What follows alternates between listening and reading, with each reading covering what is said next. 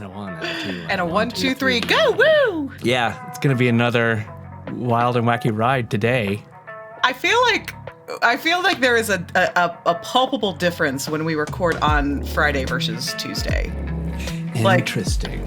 I feel like by Fridays we have no foxes left to give. Yeah. You have a very interesting topic today, Allison. You know, we have had so many fun guests this year already. Mm-hmm. We have been talking nothing but going to Gen Con and all these other things. And you were like, hey, Matt, is there anything else? Do we have personalities outside of ADHD and D&D? My hypothesis is no. Okay, so that's a hypothesis. You have a hypothesis, and we're going to test this theory today on the 9th episode of the 2nd season of ADHd20, which is a podcast where we find the intersection between ADHD and TTRPGs. Yeah. Yes. That's it. And I'm Matt.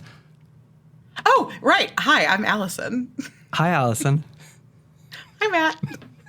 But before we get into the topic and how I came up with the topic, which is a story in and of itself, why don't we? Oh, crap! I don't have my D100. You would think after 20-something episodes of this, we would be prepared for our own podcast, but we're not. Oh God, dopamine. Yes. You want to go first? I will go first on the ADHd20 table, lovingly crafted by you and our friend Fitz. I rolled an 89. All right. 89. What is one viral trend that you have participated in? Wow. I love that I get to ask the ultimate hipster who hates conformity what viral trends you have participated in. Oh, boy. I feel like you, as our marketing social media maven master, would know better than me.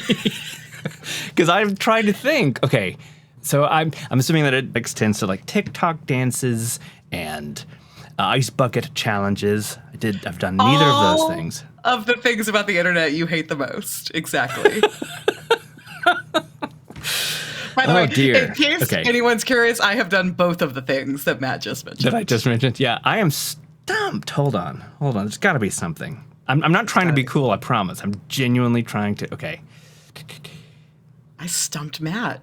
I think you stumped me. I really do. I feel like even as it relates to maybe when we were like social mediaing together for Jump, we would do like Man Candy Mondays and Woman Crush Wednesday posts. Okay. And we did Throwback Thursday stuff. We even made up our own like hashtags. Go to Hell Tuesdays. Go to Hell Tuesdays, everybody's favorite.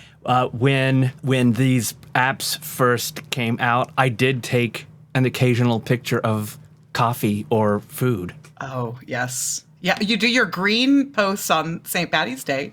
I do. I dye my food on St. Patrick's Day and then take a picture of it. Okay, there you go. See, beautiful. God, that was hard. I'm sorry. I'll try to do better. Please, anybody listening, give me a viral trend that you think would be suitable for me, that I wouldn't, turn my nose up to. Out of your comfort zone, sir. Even if you will turn your nose up, it'll only make you stronger. Please, Discord community, give Matt all the viral trends you would like to see him participate in. Our friendship has been all about you pushing me out of my comfort zone. Truth. Yeah. I think it's time, Maddie. Time for me to leave the nest. Okay, we'll see. To be continued. Allison, what did you roll on the D100 table? I rolled a 9. I think we've gotten this one. Yep, we have. So the only choice that you have if we do our above or below is above, actually. All right, let's go up. Let's go up. Number 10. If you could play only one D&D class for the rest of your life, what would it be and why? I feel like that's very similar to one I also know I've answered, which is my favorite. Mm-hmm. And it's going to be a caster, because I just feel like playing a brute, and maybe this is where I need to grow, right? Like maybe I should commit to, I'd be a barbarian and see how many different ways I could play a bruiser. Maybe that would be more fun. But I feel like if you choose some kind of caster, the possibilities to me in my brain seem more unlimited. I mean, even in the number of times I've played Sorcerer, for example, I've played different flavorings, and I tend to choose my spells accordingly. Yeah. So like I just played Clockwork Soul Sorcerer last night, and I made sure to choose spells that were flavored for her kind of specific level of mind control, because she's all about like telekinesis and telepathy, versus like I think of Cora, my storm sorcerer, whereas she's more about controlling the elements. And then of course there was my first sorcerer, Lavinia, who was all about fire and burning stuff to the ground. Fire. So it sounds like sorcerer is the answer. But I don't think it is. I'm not. I'm saying like a caster, because I think that's the answer everybody's expecting me to go for. So now I have to be a contrarian. I think it would be druid. I just think that they're tanks and they're wildly interesting to play. Mm-hmm. And so if I had to be gated to one, the first two that popped into my head were monk and druid. And I think I'm going to go druid. Final answer. Man. Lock it in. Interesting. Well, that was fun. Stumped me, and then you surprised me. And then Stumping I surprised and surprising. All right. So today's topic. So let's back this straight up, and I'll tell you how I got here. Please. So first of all, I recognize, for any of my friends and family listening, I understand that all I talk about is D&D. I am so unapologetic about this. Yeah, good. Good. Mm-hmm. I don't want to talk about anything D&D. I love it, and I'm going to continue loving it for a very long time. We kind of touched on this with the Dungeon Coach last episode, about starting to like ponder, what is it about D&D? Why was this the thing that we just all gripped onto? And I have so many hypotheses there. But as I was thinking about that exact question, I began to wonder, could I go a whole day or even just a whole podcast episode without talking about D&D or ADHD? And oh my gosh. Just as I mentioned to you, like, we're all about pushing each other's, not boundaries. I don't feel like you've ever crossed a boundary, but we are about buttons. Like buttons, or, just, yeah, we do push each other's buttons for sure.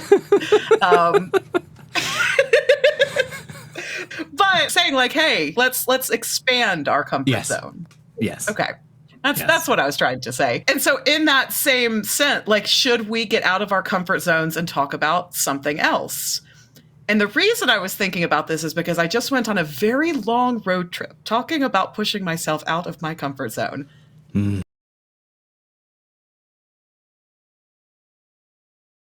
I said yes to my first family vacation in over 20 years. And so I spent almost 48 hours with my parents driving from Charlotte, North Carolina to Freeport, Maine. I mean, the drive is only technically 16 hours, but with traffic and stops, it took us 2 days of travel to get there. This is one way that you and I differ. That's another topic we need to talk about one day, is like, there are a lot of ways you and I are similar, but there are so many ways that we are different. And like, I love a car ride. I love a road trip. But what I now know I need to be very selective with who's in that car with me.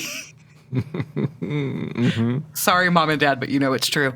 And I also just really love solo car trips. I think I love my friends. I love you, Matt. I will do pretty much anything in the world with you, but I think road trips with myself more than anybody else, which is weird to say out loud. I wonder what that is about. I don't think you're alone. Yeah, I think there's others in the world.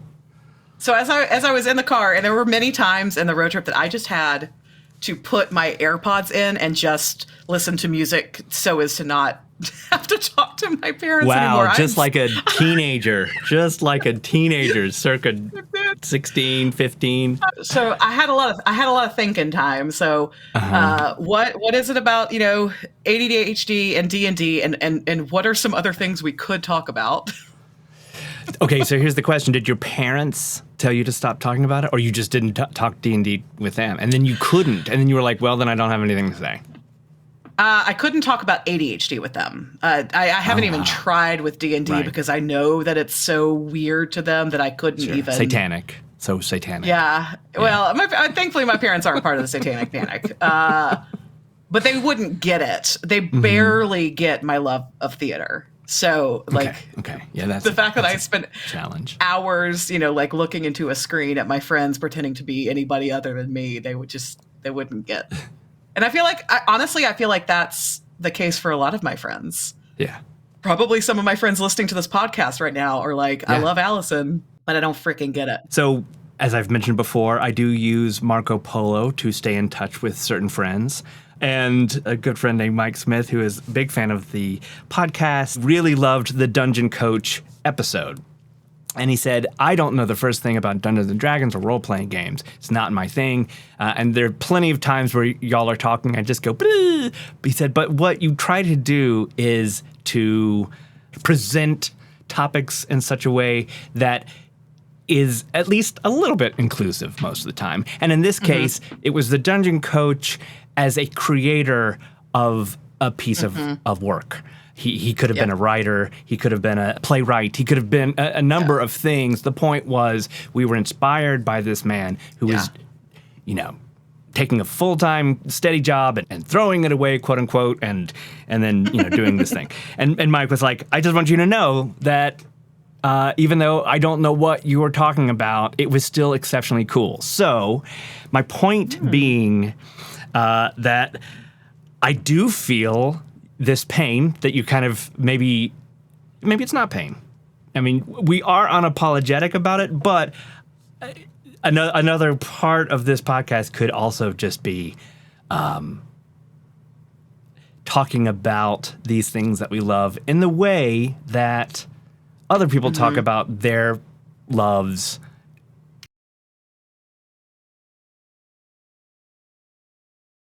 Yeah. In an interesting way, too, right? I think so. But your challenge, though, today is, can we make a podcast that we don't talk about D&D? And it's interesting because that was the original idea, right? Is what would Matt and I talk about for roughly an hour if you took this away from us?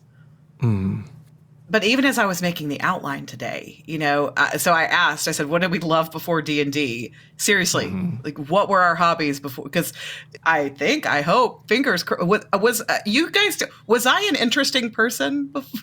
I'm not even saying I'm an interesting person now, but. Not at all. Not at all. Absolutely intolerable. Button pushing. You would talk. Okay.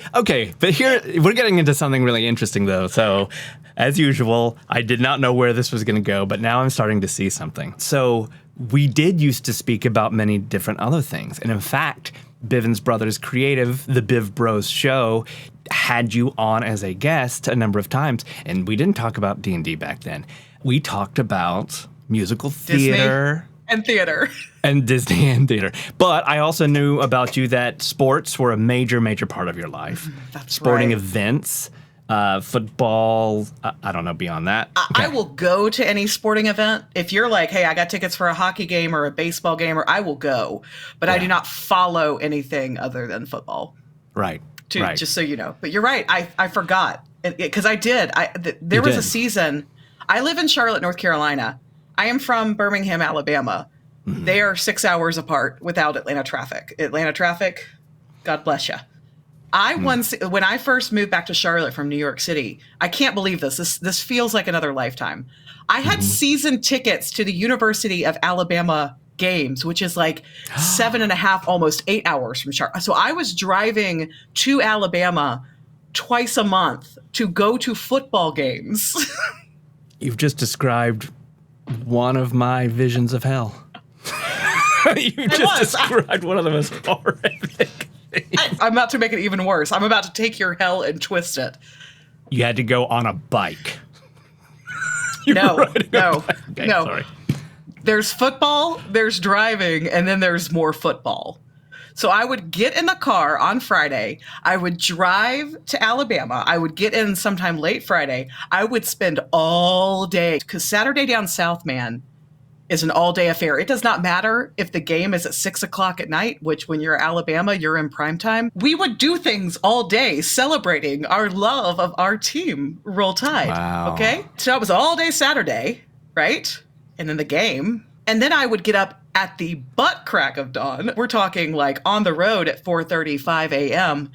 So I could be back in Charlotte in time for a Panthers football game, whose kickoff is normally 1 p.m. on Sunday. Oh my God. So I didn't remember any of this. It's like it was out of my brain, and suddenly you just like unlocked this box that I forgot I had. And yeah, I was that hardcore about it that I would. Oh my God, I totally forgot about that phase of my life. Okay, so I like that, and I just added something to the concept of this podcast. You've named sports, and we could talk about theater as well. Mine, at one point, music, playing music, being in a rock and roll band, or even in Chicago, playing with many talented musicians here. Yep. Doing theater. There was a time where I was a full-time actor, which was super fun. And so one question that I get all the time, which you probably get some version of it. Do you miss playing music? Truthfully, honestly, I do not. Mm-hmm. I'm not saying that won't change. The other thing is I know that certain things are going to be a part of you, but do I miss it? Like being my full-time gig? No, I do not. I do not miss it. I will always be a musical person. I will always have these instruments ready to go. I love being on stage. I know that I do. I think I'm pretty good at it. And I feel like there's things about being in a play that I really, really, really, really loved. But do I miss being on stage right now? Right now, I don't. In the pandemic, this thing came into my life, and it filled these creative drives, social drives, so on and so forth. And I say those things, they really do feel true for me. I've gotten that too, because I majored in theater in college. Mm-hmm. I stuck around Charlotte for a couple of years afterwards, did as much community theater as I could. Then I moved to New York to make it big time. Spoiler alert. I didn't make it big time. Took classes, was in a couple like little bitty things, but kind of realized early on first of all, I hate auditioning. And that if you're going to be a professional actor, if anybody's listening on the cusp of wanting that, auditioning is going to have to be a part of your everyday. But really went for the experience, right? Yeah. And was lucky enough while I lived in New York. I mean, theater there was the thing that I ate, slept, breathed. My first job in New York was for Broadway.com. I spent the last several years working as a hotel concierge, where I got to talk about my two great loves, theater and food. So I was very much ingrained in it. And because of that, was constantly going to see shows on someone else's dime. I totally lucked into those roles to get that. So, I mean, there would be weeks, especially when like the seasons were just starting, I would be at the theater 4 or 5 nights a week. And I remember when I moved back to Charlotte and people said, "Oh, where are you going to get back into theater here?" And even the thought of it exhausted me. But I was fortunate enough, one of my first jobs back in Charlotte, I worked for Muzak. Yes, the elevator music company, as everybody knows. And I still don't know how this happened, actually, but I somehow wormed my way into being a voice talent, because they do a lot of like the voice on hold or like the in-store messaging. Yes. And so then I remember answering that question with like, everything's a stage, right, Matt? Like, this is our stage now. We are performing. Yeah. Well, I realized every time we go to a convention, I realize every time we play Dungeons and Dragons for 16 hours a day, it feels more to me like music was at one point in my life. Mm-hmm. That kind of like, oh, I want to see how far we can take this. Mm-hmm. And you and I have talked about how this particular passion is just it's so broad. There's so many people. And I think that's also sort of an analogy to music in some ways, where I do have another dream of just playing Irish music in a bar wherever I land at like 75 to 80 years old, I think that will happen to me someday because I love that music. I'll go back to it. But right now, this is the thing that I would fight through fear. I'd fight through discomfort. I would fight through nerves. I'd fight through difficulty because as we said many times, being a dungeon master is an enormous amount of work, or it can be. Doesn't bother me. Yeah. I'm willing to put in the hours and the work for it. So yeah, I don't know. We're tiptoeing dangerously close to the "we're talking about D&D" line. I know. Matt. I'm sorry. Did I go too far? Did I go too far? I don't know. Okay. Yeah. I think this is what we're doing first. This, in so many ways, has replaced other major passions in a very hardcore way. So, especially if you're new to something, but especially if you are trying to make it a bigger part of your life, you're annoying. It's the first, year that you're in that cult, right? Like you can't talk about anything else, and you do drive your friends insane, right? I'm trying to find, and this is where I will now tiptoe dangerously close to the line of like, what's the common thread, right? But one common thread I know about that we've talked about is my penchant for fangirlness over whatever it is. And I think the common thread there, and this may have nothing to do with neurospiciness, but is the almost interactive aspect of it. So obviously when music and theater were a part of my life, those were things that I was doing. I was singing or learning an instrument or performing on stage, right? Doesn't get much more interactive than that. Same thing with like the voiceover work and stuff like that. But even in sports, if you listen to the little anecdote I told at the top of this, I was actively being a part of the community. I wasn't just walking into a stadium going, woo, and wearing some colors and walking back out. I was spending an entire day in celebration of that thing that I loved, hopping between tailgates and trying to get on camera for, ESPN. I guess what it is I just have to be the center of attention. I have to implant myself in all of the story. Oh no! Yeah, that's not a good side of myself to see. Well, I don't know. If it depends on how you take it. It depends on where you're going with that, right? Like, can you be a center of attention, but then also be surrounded by people that you love and share that attention at the same time? Can you revel in other people's wins? Can you allow the spotlight to shift from you to other people? I'm feeling for you the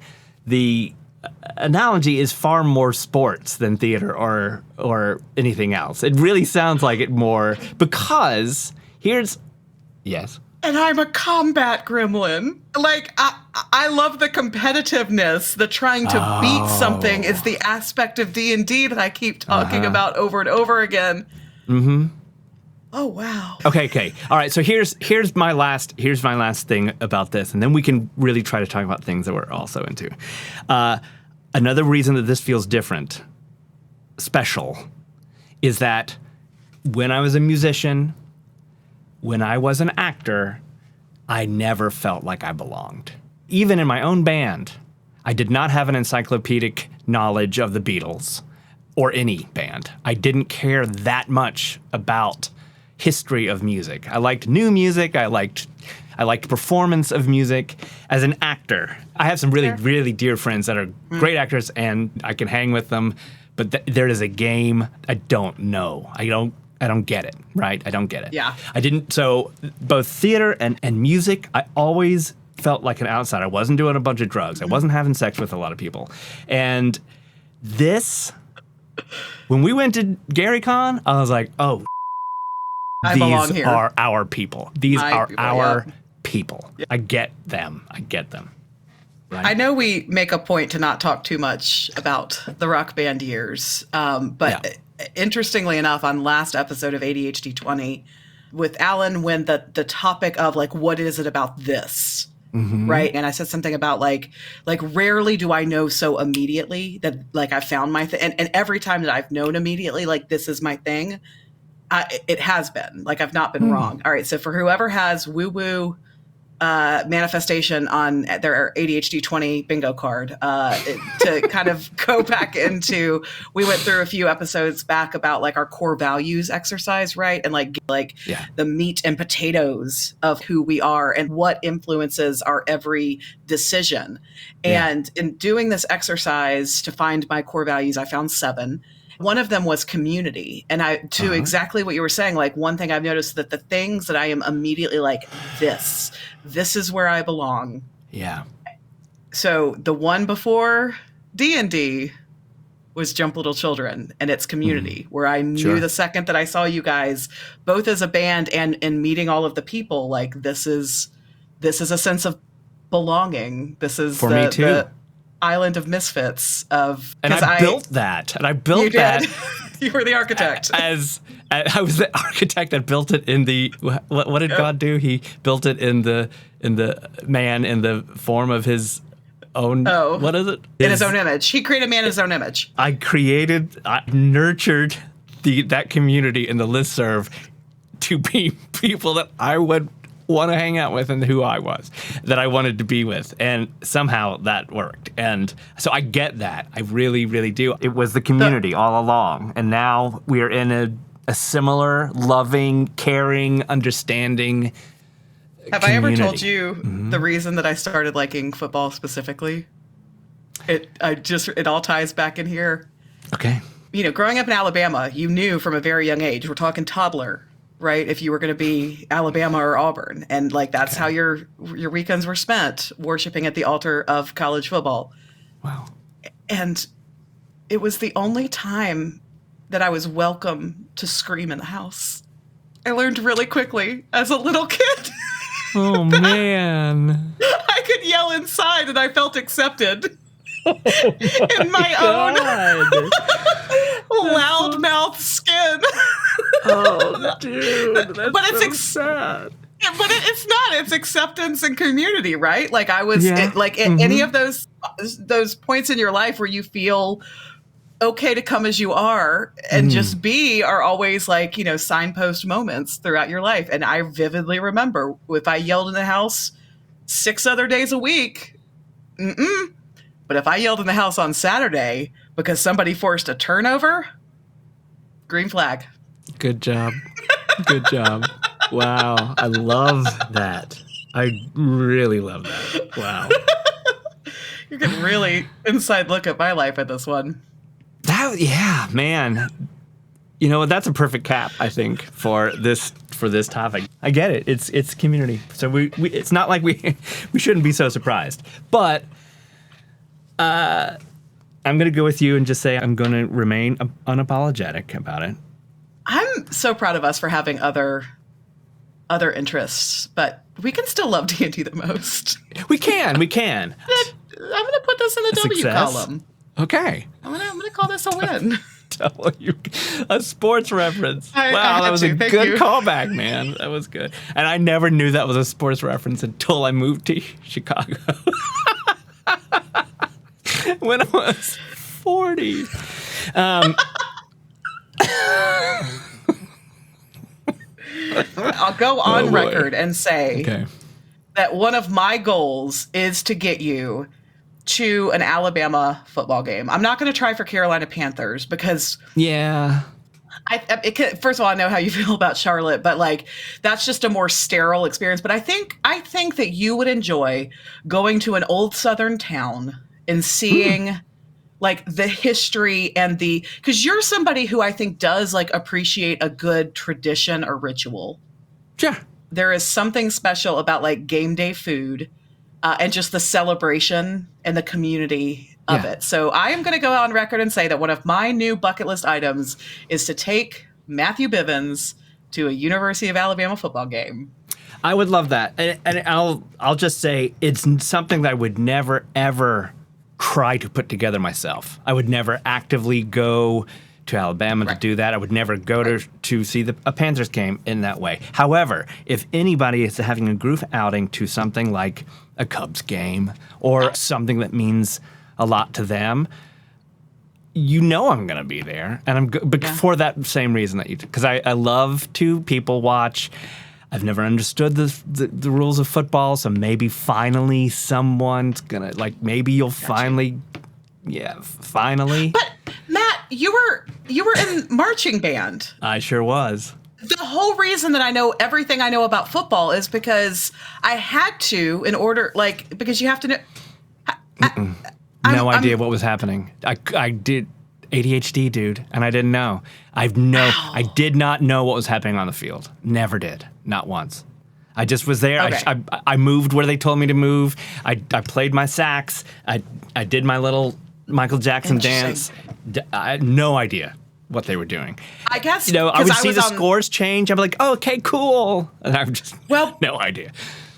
So I didn't march with my clarinet. I was on drumline. And so we had to know what was going on in the game because that dictated what we were playing and what we were doing. And we were doing things with like the cheerleaders and our dance team were called Dorians. So like I had to know actively what was going on in the field in order to be weird. That's an interesting difference. No, we had a really, really, really good drum major. We had an amazing drum major. And he was super fabulous and just, I never knew. All right. Well, I did realize, I hate on my hometown of Birmingham a whole lot. And I realized part of that's because I've never really experienced it on my own and as an adult. I associate it with, childhood, right? But Birmingham has had a really cool, like, renaissance. So I say we do, like, a weekend trip. Okay. Don't stay with my parents. Like, just go to Birmingham as tourists. Yeah. Go down to Tuscaloosa for a football game and continue to push buttons and push ourselves out of our own comfort zones. But we'll probably also turn that into a weekend D&D trip. Yes. I'm totally okay for that. We're going to find a spooky-ass house in the bowels of Alabama. That's most of them. Yeah, that's most of them. At least back in the day. Probably not anymore. Challenge accepted. Tuscaloosa. Okay, perfect. Oh, my God. You always make it happen, Allison. I don't know. You always make it happen. That's very impressive. This was fun. I really enjoyed this. I did come into this with having my doubts, but also faith in the two of us that we'd find the path. We can do it. We'll find the path because we're professionals. Don't forget, everybody. Well, Allison, thank you for being on my podcast. Thank you for being on my podcast. Yeah, you're welcome. It was a joy and a delight. Until next time. Yeah. What is the song for Roll Tide? Go Roll Tide! I'm gonna break your legs. Everybody coming down to the field. I'm gonna run around with a thing made of leather, and I'm gonna throw it to a big ass pitchfork on the other side of the field. Am I close? It's uncanny. Right. I'm just making it up off the top of my head. It's pretty much exactly what they sing, right? Roll Tide. Come on, everybody. Won't you please throw me the ball? I don't even. Oh, God. Help. Oh, God. Help. You're basically a clairvoyant with how close you got. Yeah, I felt pretty close. To God, who made man in his own image. Full of the callbacks today. Get on the field and take off your clothes. Everybody throw a football all around the house. Let little baby Allison scream her guts out in public. Thank you for listening and being a part of our ADHd20 family. If you're looking for more, we'd love to see you in our public Discord server. Look for the link in our show notes and come join the chatter about all things TTRPG and ADHD. But also TV, music, really pretty much anything on our minds. We also have a Patreon where you can get access to bonus content and outtakes, be the first to hear new episodes, join us for live streamed recording sessions, and even play Dungeons and Dragons with us and our friends. The best way you can help us, though, is just to share this podcast with people you think will like it. Thank you for being a pal to us as people, to ADHd20 the podcast, and to the greater Bivens Brothers Creative Commonwealth of Nerds.